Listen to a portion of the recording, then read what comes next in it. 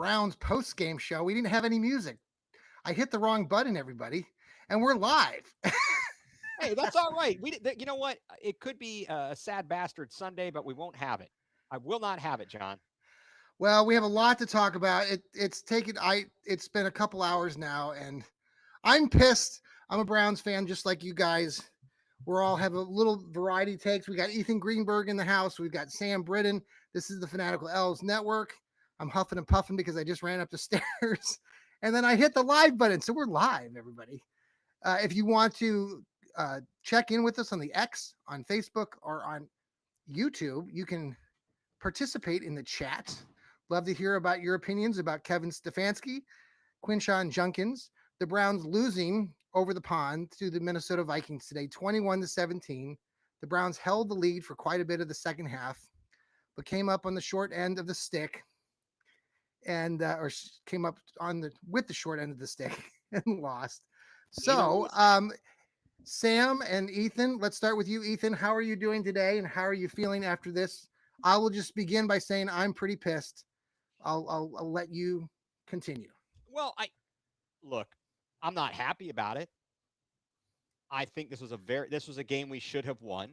I thought it was a game we very well should have won even before going into it. I felt like with Minnesota being depleted at offensive line, we would have a chance to take advantage. Um, so again, not happy with the performance or the result. I think they did some nice things. There are some positive takeaways to the performance. Like you said in the open, John, Quinshawn Judkins seems like the real deal. Yes, we just had Yeah. an earthquake here. Sorry. Oh goodness. No. Uh, D- Dylan. Kidding. yeah, Thank goodness. Thank goodness. No. Dylan Gabriel did what he needed to do. Sam and I were talking for a moment there.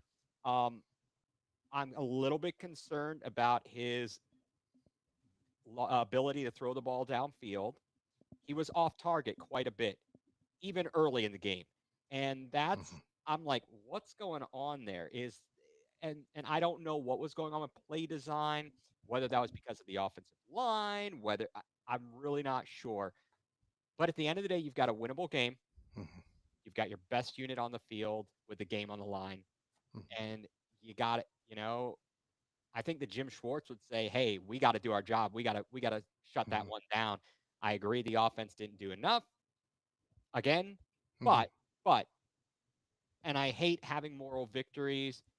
There's a lot of good things that See, are on this team. Ethan, I can't give ourselves a moral victory here today. I I'm just understand. I can't do it. But let's get into we'll get into the deeper end of things. I want to talk about some of these things that you've already brought up. Sam, what's your initial reaction? I'm not gonna complain about this game. I don't think it was a bad game. I don't think what I saw was bad. Now Dylan Gabriel's looked kind of iffy. Again, it's his first game in the NFL. I'm not going to judge him too harshly. Mm. It does feel like he had some missed throws, some bad plays, and but he had some flashes. Like I was seeing some decent throws, some decent Mm-hmm. progressions where he was looking through things and making some good plays. Okay. Obviously Judkins, I think that was his breakout game. He looks amazing. That run that got pulled back was really impressive with how quick he managed to speed up. I mean, Mm-hmm. he was running hard on that play. And so I just think I Mm-hmm. think right now it's his first game. We have a micro sample size for Mm-hmm. Dylan Gabriel's. I'd like to see him against many more teams. I want to see how he does against a bad team, a good team, a middle of the pack team.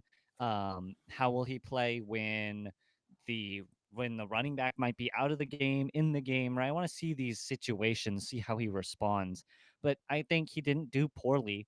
I think he did better than Flacco would have done. I think the defense contributed to this loss as well. Seem they seemed a little off, and I'm not sure why.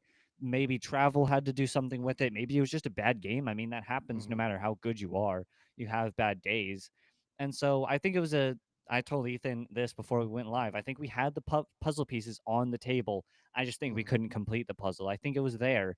It just felt like there were a few Mm-hmm. pieces missing that Mm-hmm. kind of just lost us the game. Well, and that getting back to everything, and then we'll get into the weeds of this. here we are. We actually forced 2 turnovers and we won that battle. And we had 10 points at the break. And then we got the lead again after they took the lead on us. We were able to bounce back and take the lead 17-14 when he threw a nice pass to David Njoku. He was either, like you said, Ethan, he was throwing the ball either a little low or he was over hitting things. And when I listened to the guys on the radio broadcast, Nathan Segura and stuff, they were really baffled, especially late on a couple of those passes. Where was he going? Was he trying to hit the under guy? Was he trying to hit the guy further down the field? There were some indecisions there. And you could even see in that one sequence at the end of that one drive where Stefanski and him were talking. I, I've coached before. Some of you guys have coached, Ethan. Like, there's a lot that goes into it. And I know a lot of people today, right now, are really blaming Stefanski for everything.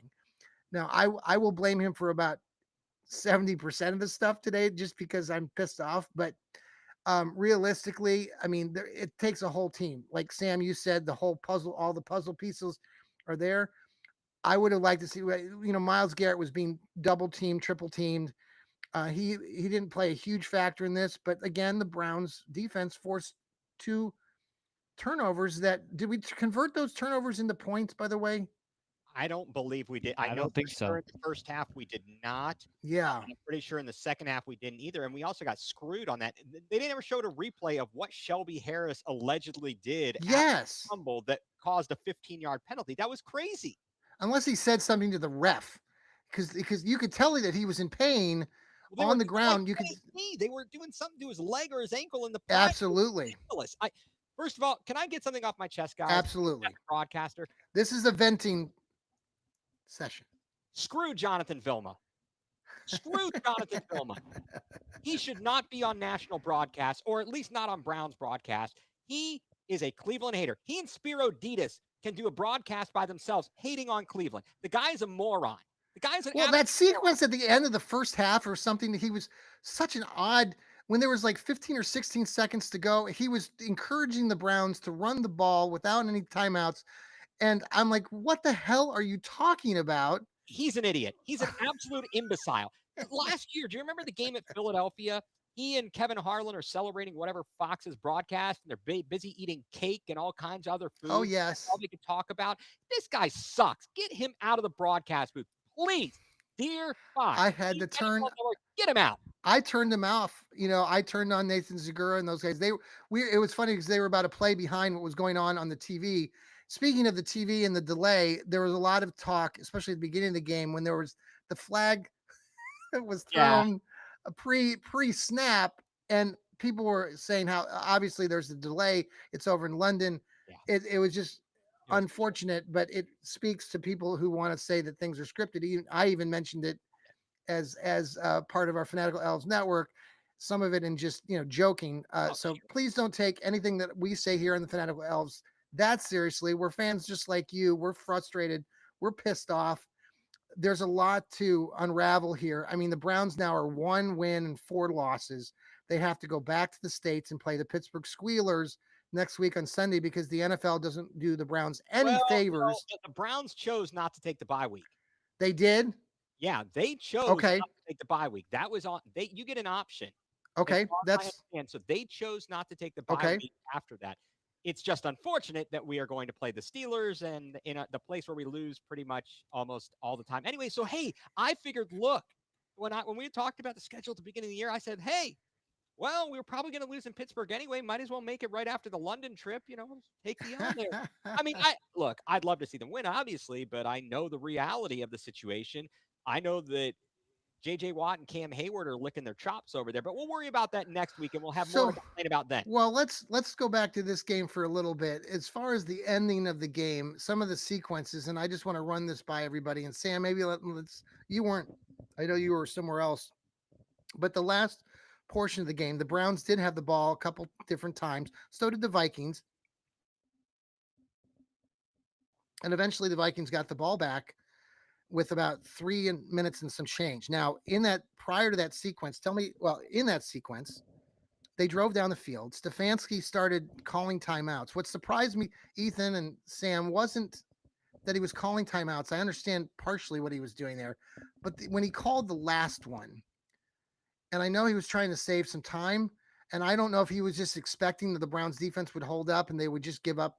Obviously, he's probably thinking they're just going to give up a field goal to tie the game. He probably didn't imagine that they were going to score a touchdown. But then you're giving your QB, a rookie, 25 seconds to 20 seconds basically to work with. And I didn't quite understand that last time out. Ethan, yep. You know what? As I'm looking at it now, I do see where I could question that, and here's why. Well, I don't know. All Well, right, even the Ethan, but this even goes. Let me throw this something out at you too, Sam. I don't know if you caught the first half, but let's go back quickly just to this first half. If you want to go back and look at a sequence where I was a little bit baffled and a little pissed off, he we got the ball and we were driving and we had 3 timeouts and he was like running the clock and I had wished there was a couple plays in there, at least one where I wish he had called the timeout to kind of settle the troops, and he chose not to again. And I know maybe he's trying to burn clock and get it down to where there's little time for Minnesota to do anything, which worked out in our favor. But I just I don't. There's just a lot. So let me go back to the end of the game. Okay, okay. so we're at the end of the game. They Let me burned tell the you, yeah, the timeout. So I've got the. Do you have yeah my play pulled up here, John? yes I do. yeah. Like that So drop. when did they call the first time out? The first timeout was, let's see. So after the 2 minute warning on a 20-yard, so there was a 21-yard pass, Wentz to Justin Jefferson down to the 27. That They, was a that was a hard that was a or yeah, I think that's when they, or maybe they called the that timeout got after them the 4 yard into pass. Either yeah. way, I'm trying to look and figure this out. When they called it with 1:10 to go, I take that back. So it was a Wentz to Naylor, and it says here he was run out of bounds, but that would be odd to take a timeout there if he had been run out of bounds. I really don't understand that, but Okay. maybe the clock was still running. If When was that's the second one called? the second one was called with 59 seconds. That was on a pass to Jordan to Addison. It's 3rd and 4 at that point. So if Yeah. you make that stop, you've got about a minute to go and a What timeout. happened on the 3rd down and 4 then? The 3rd down and 4 is the play Was that to. the touchdown? No. So it says that happened at 59 seconds. Oh, wait a second. Wait a second.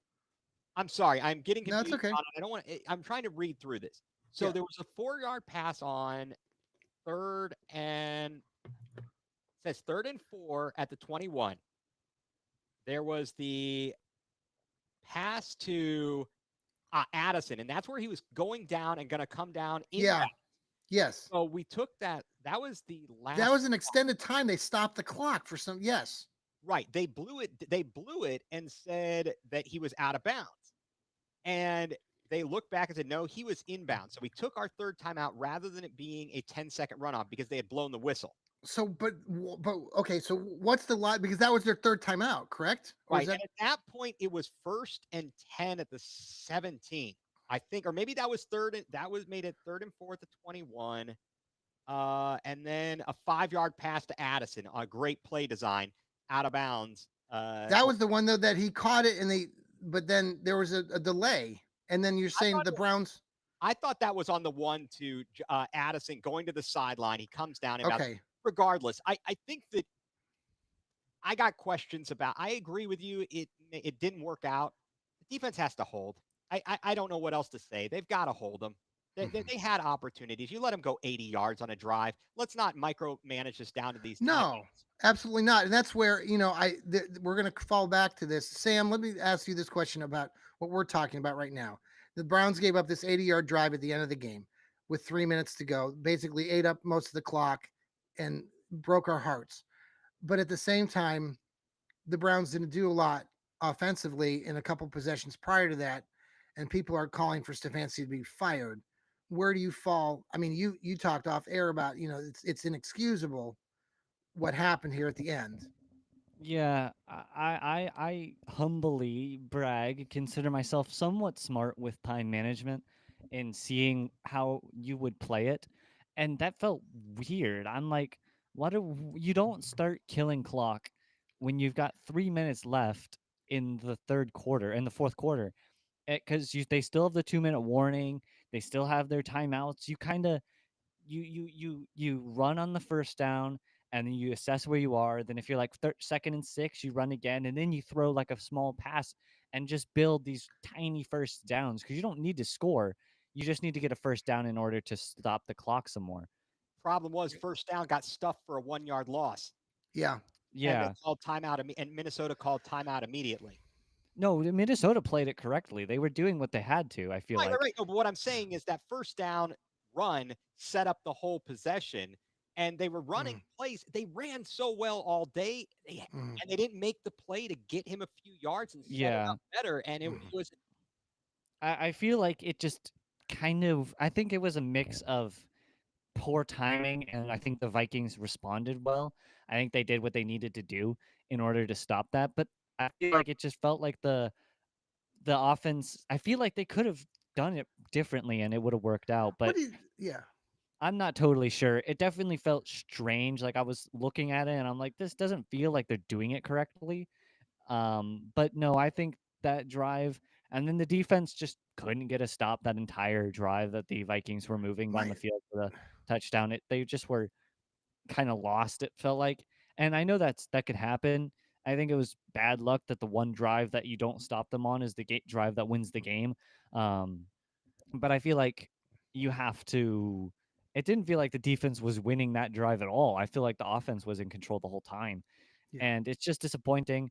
I definitely think there were flaws in this game, but yeah, I like you said, John, this is an inexcusable loss. You can't be losing games where you have 2 turnovers. You have 0 turnovers, right? You're +2 in the turnover battle, and then you hold them to 21 See, and points and you lose.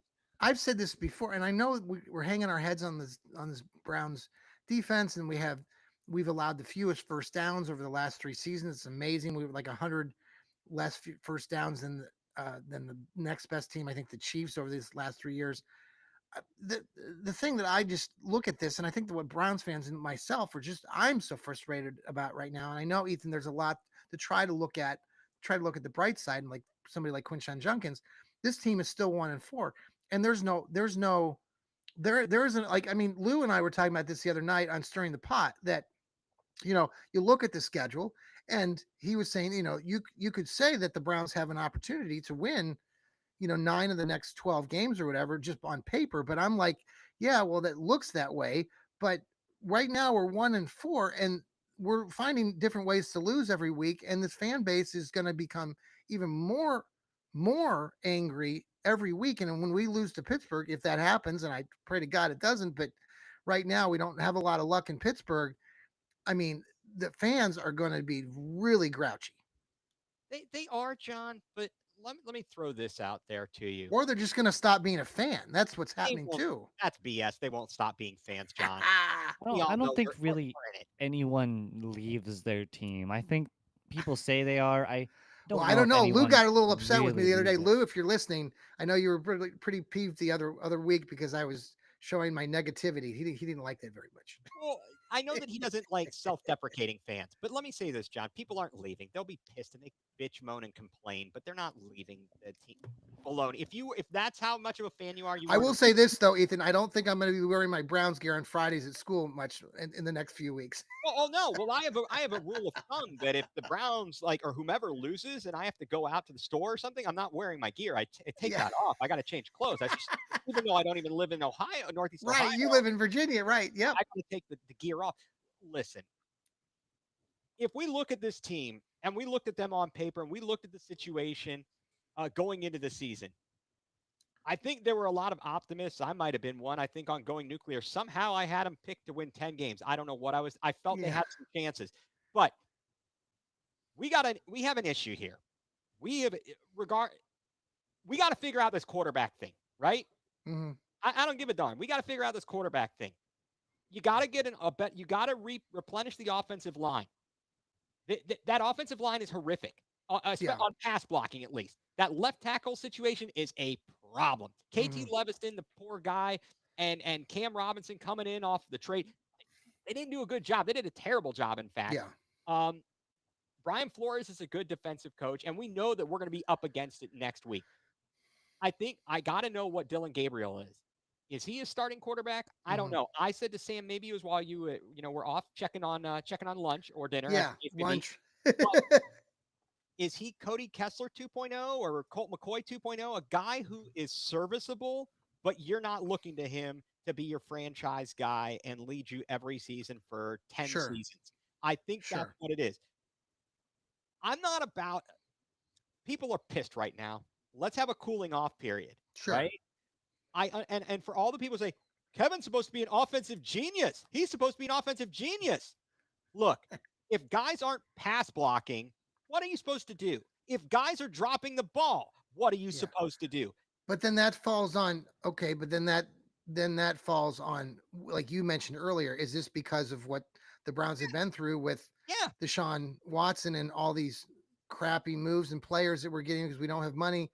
And but here, so I can see that. But then on the other end of things, the defensive side of things, I'm getting more frustrated by the week because I look at somebody like Miles Garrett and I'm fascinated by this guy because he's getting paid a boatload of money and I know he's getting double and triple teamed, but I want to see this guy like, and I don't know what he's doing exactly off the field, but that was such a winnable game, right? it was. That game had to be won by the Browns. The players on that team had to know that, and I just don't feel like we're getting that type of leadership from various spots on the field. And David Njoku, he caught a couple nice passes and jumped over a player and stuff. But I want to see more from David Njoku. I want to see more from Miles Garrett. I want to see these guys really pissed off. Like I haven't heard any post game stuff, but I want to see. I don't know what they've said exactly, but if they're not saying, we should have, we blew that game. I don't like they blew that game. I'm sorry, Ethan. Like in my opinion, I think most fans think that they blew it. Now there will be some people that say, well, if they did this, like, no, I'm sorry.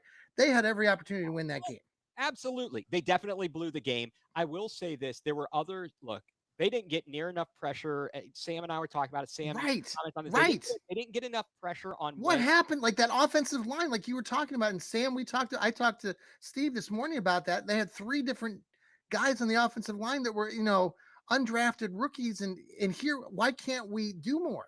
because they did it. I think they had a good game plan. Carson Wentz did enough. There were a number of times we didn't get a sack, but he got out of the pressure, and so it wasn't a tackle for a loss or a sack. Yeah.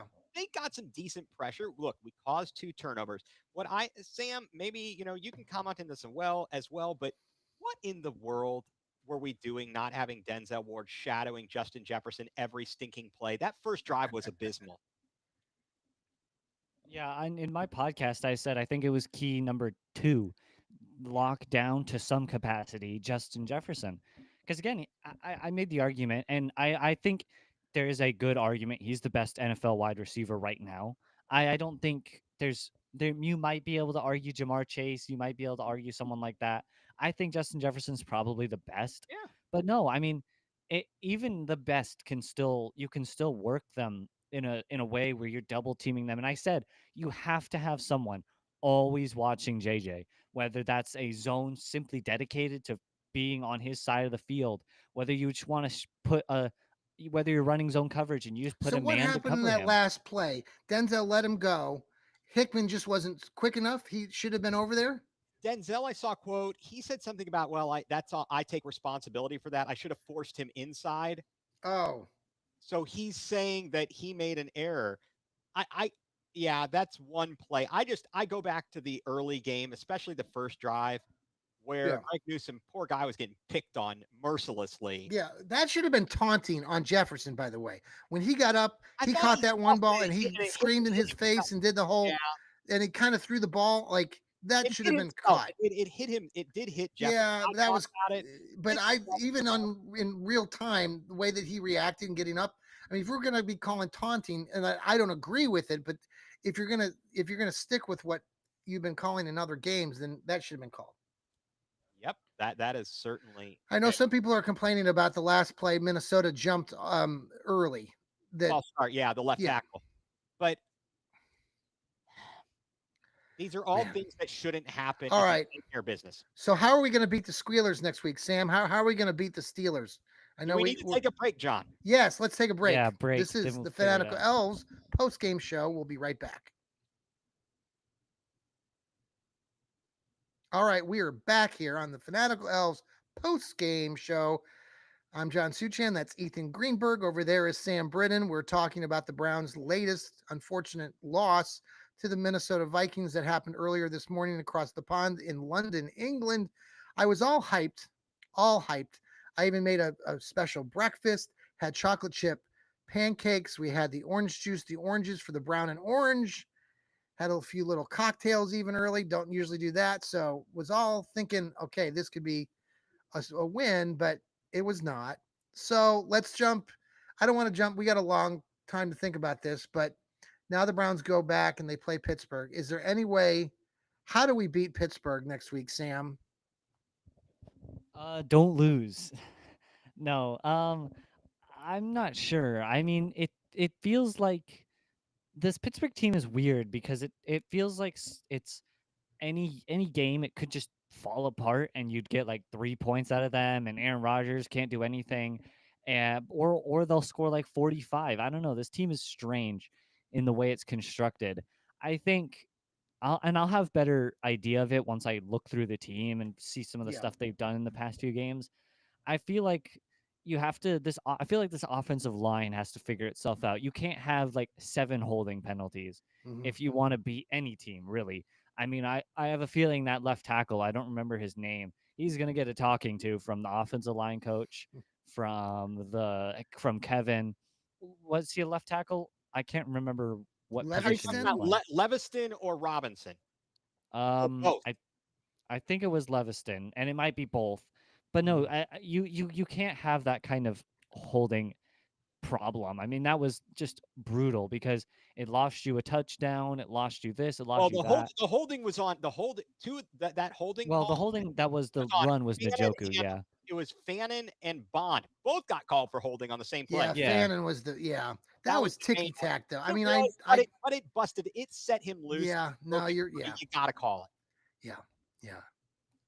But I think you gotta exploit the you gotta exploit Aaron Rodgers' lack of mobility, I think, because he Mhm. doesn't seem he seems to move well for his age. I wouldn't say he's like slow and hard and Mhm. kind of like he's got weights on his shoulders, but he definitely isn't going to be the speed of someone who's a younger rookie. And Yeah. so yeah, if you can exploit the offensive line and get him to move around a little bit, you can definitely cause some problems there.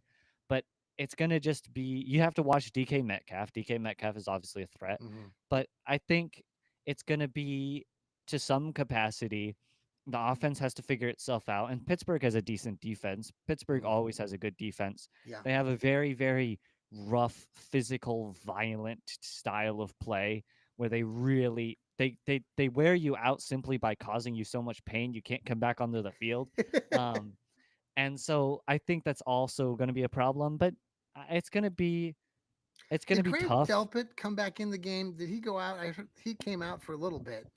Did he? Grant, I didn't remember. As far as I know, he was in the game. I okay. mean, I don't Sa- recall him not being out there, but I could be Sam, I wrong. cut you off. That's a quick second. What did you want to No, finish on? it's fine. I mean, I don't know what the process of beating the Steelers would be if you even can. I think this offense looked decent though. I think they are gonna. I think in practice there's gonna be a lot of here's what we did good and here's what we did bad. Let's focus on the bad and produce off the bad as well. And so as the weeks stack onto each other and as the starters, right, Dylan Gabriel's is getting his practices as starters. I think this could improve. But the Steelers are a rough team. They are historically pretty decent against the Browns, Mhm. but I mean, don't we usually split them 1-1 almost every year we split. I think In it's recent years. Yeah. yeah, I think it's pretty consistent. So, I mean, yeah, I think it's a hard game, but it could go our way, but it's going to be not easy at all. Ethan, back to you. Do you think that Stefanski? You believe that Stefanski has the season? I think he's got the season. They're not Mhm. getting rid of him this season. Look, so a few things here. One Okay. is there are roster holes. We are doing better on defense. They've started to rebuild that through the draft. We've got some Mhm. pieces on offense Yeah. with this recent draft class. I think that when we talked about it going back to the disastrous Watson trade Yeah. and having 3 years of no first round picks really set this team back when Mhm. Watson couldn't produce as they expected. Yeah, The suspension, the injuries, and just not being playing terribly, quite honestly. sure. Um, so going into Pittsburgh is rough. We Yeah, all know that. I could see another very conservative game plan, and people are going to be pissed off. Um, but J.J. Watt, Cam Hayward, they terrorize this team. They will You always mean have. TJ Watt, right? You said JJ. I always get those two jabronis It's confused. fine. I do it all Thank the you. time too. Thank you. Thank you for calling. Yeah, TJ. He terrorizes the Browns. Aaron Rodgers made this. I know everyone wanted to crap on Aaron Rodgers, but he yeah, was a major leap and bounds above Russ Wilson. And he's old and he's not as mobile as he used to be, but he's very yeah, cerebral. He yeah, makes the right reads. He generally makes the right plays and puts his guys in a position to do well. I don't think that Kenneth Gainwell is going to run all over us like he did the Vikings. I think yeah, that's going to play a role in it. It's not impossible for the Browns to win, but it's highly unlikely to get a win in Pittsburgh. That yeah, has proven so difficult. yeah, Dylan Gabriel, let's see what they do. Again, we were discussing, were the play designs not meant to have him, for longer patterns? yeah. Were they meant to simply I be lots of short passes? What was this because of well, the offensive line? What's going on? before the game started on the NFL Network, they talked a second about how the game plan, and I don't know where this person heard this, was to try to roll Dylan Gabriel out of the pocket. Did you see that a lot? I don't recall seeing him roll out of the Um, pocket. there were a couple of times when I think it was maybe like a play action try to roll, and they diagnosed it. They Mhm. diagnosed it pretty well. They had a good game. Brian Flores is a very good defensive coordinator, so I got to give credit there too. Sure. Um, Well, the but then Browns, the other thing, are just switching gears completely, going back to the defense.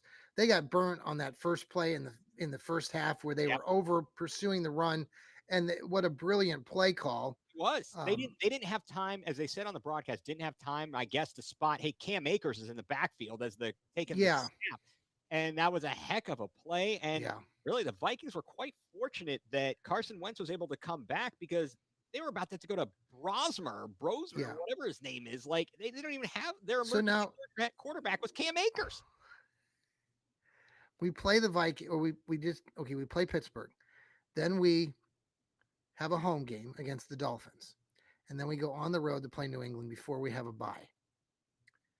If this team can't beat Pittsburgh, they come home and they play the Dolphins, and they get embarrassed by the Dolphins. I know I'm projecting out here, but again, if you're Yeah, one and if you're 1-8 or 9 or 2-8 or whatever that would be, I mean, I just don't. I it depends on the result, how the game looks, John. I agree with Yeah. you. I think that it's the totality of the circumstances. sure, If you're getting embarrassed out there, then yeah. yeah, If you're playing close games and it's like, look, we know we are right there. We got to turn the corner. It's kind of like how you have a team that wins all these close one score games, yeah, and then the next season they can't replicate it, and they're losing those games. mhm, It's those little differences. We're gonna have to just let it let it play yeah, out. And I would say that right now, you asked the question, what my rating is, thinking about Stefanski and what yeah, his job security is. Is he on the hot seat? We're on a scale of 1 to 10, with 10 yeah, being like it's on fire, he's done. sure, I'd say right now it's a 3. But okay, a couple of bad performances, and that thing is going to get jacked up. And I could see Haslam being ready to say, that's it, I'm done. But the question then, John and Sam, I'll throw this out to both of you. Is it Stefanski and Barry? Is it just Stefanski? I think they're connected. I think so too. I think so as well. But I'm just, and I wouldn't, quite frankly, I'm more pissed with Barry than I am with Stefanski. I Mhm. hate his pick. His picks, other than like this year, Well, now have been, this year, see that's where you get like, I mean, what we're seeing by the rookie class is pretty impressive.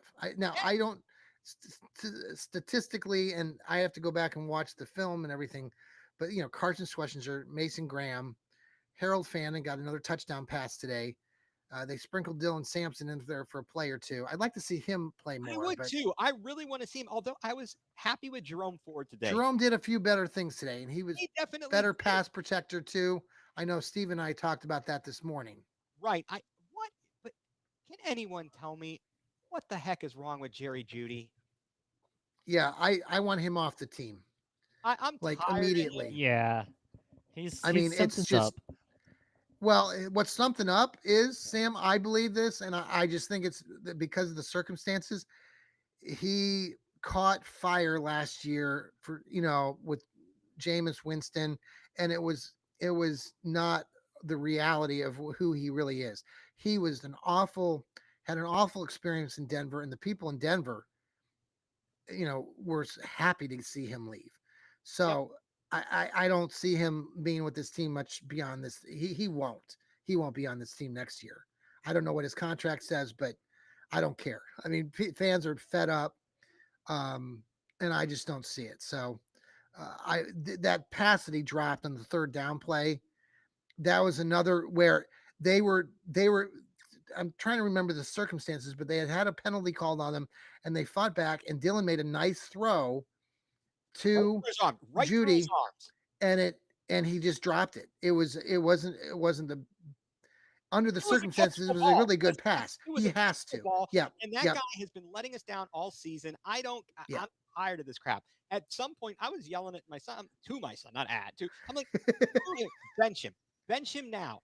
Yeah. Put in Larvin, put in Bond, put in Yeah. Rash, put in more Corley. Yeah. Get him off the field. If he Sure. can't catch the ball and Now, he's Sam, not creating separation, we and were. he's not getting Yeah. open, what's the point of having him out there? We were almost close, Sam. To Sam said this a couple times now, Ethan, that he mentioned how if Dylan Gabriel can pass for 225 yards, two touchdowns, or even one touchdown or whatever, that the Browns should win the game. There, Sam predicted 24-17 for the Browns, so you weren't that far off. It was 190 yards, two touchdown No, passes. I think my final prediction was like 181 and Okay, 1. I mean, I yeah, wasn't saying he was going to be amazing, but right. this is exceeding my expectations. I think he did better than I was expecting.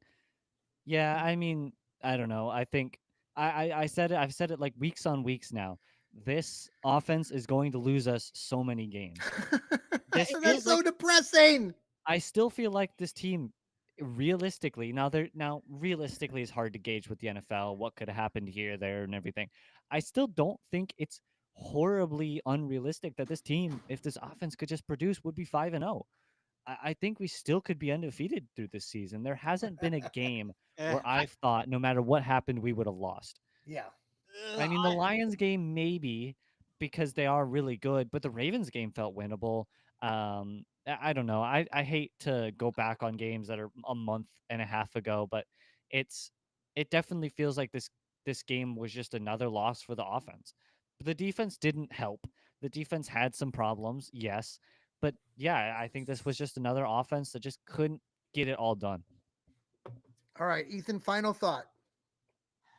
All right, my final thought is this. I'm going to do a Jerry. Can I do a He has Jerry? he has a lot of final thoughts. Okay, yes, go. Do a Jerry Springer final thought. All right, folks, when we all are out there, we got to be nice to each other. No, look, I don't want to be the throw in the towel guy and give up on the season at after week 5. Sure. You kind of had to know coming into this season there were going to be some bumps in the road. There's an evaluation going on right now for a lot of people's jobs and who's on this roster next year and Yeah. what we do in the draft. Um, there are other teams that are going to have their own problems. So I hate the only in Cleveland thing. We're not going to do that. I think that Dylan Gabriel showed some promise today. Is he the long-term solution? I don't think so, but hey, I'm rooting Yeah. for the kid. I think Sure. by the end of this year, for everyone who wants to discuss this, because I know this is a hot So topic. how many games do you think they're going to give him? I'm thinking like 5 to 6. Yeah, I think so. I think 5 to 6, and assuming we're not doing great, if the offense still isn't producing, they'll say, okay, we need to make this evaluation, not because you did a terrible job, but Sure. because we need to really evaluate the position going into the draft. Um, at some point, what I would think about, John, is whether they will promote Sanders to QB2 and make Flacco the QB emergency quarterback QB3. is in what in, in between. Yeah. So while we're progressing here, while yeah, we're I think so. By the time week 11, 12, 13 rolls around, I think you've got to be like you would think by maybe week 9 or 10, maybe they would switch that yeah, up. I think so. And we're going to see how they look. Let's give it a couple weeks. Let's see. I want to know, did they simply have a very conservative game plan, or and because of Dylan Gabriel, Yeah. or did they have a conservative game plan because of the offensive line situation and the inability to pass block? Let's see what they do. Let's give them a couple weeks of practice, Sure. and see what's going on. Next week Okay. is a very difficult time. I know that there was a discussion of, well, was this the right time? They asked Joe Thomas, and Joe Thomas is like, well, it's not the best time, but the Browns needed to do this. It was. It's not. There's never going to be a. There's never going to be a perfect time. You know what I'm going at there. Yes. You know. So, Yes. but I think that, Hey, Carnell Tate, I'd like to get him Ohio State Buckeye onto the Browns next year. well, Showing some love to Shador. yeah, he did. He did. It would be great to get an actual number one wide receiver. Jeremiah Smith. Oh my God. Thank God. Well, That would be that's not this year. That's no. He's got another year to play. Oh, does he really? Yeah, God. he was a true freshman last year. He just a sophomore? Yes. Dang. And By the way, I just wanted to say this where, you want to talk about jackass. Let's just talk about Johnny freaking Manziel on the sideline yesterday at Alabama or whatever, wearing the stupid ass Vandy. And I love Vandy, and I know Steve, that's his alma mater. But what the hell is Johnny Manziel on the sideline looking like, the guy's doing all sorts of shit that he shouldn't be. There's no way. Why? Whoever gave him a sideline pass, you're a Connor bonehead. Stallions.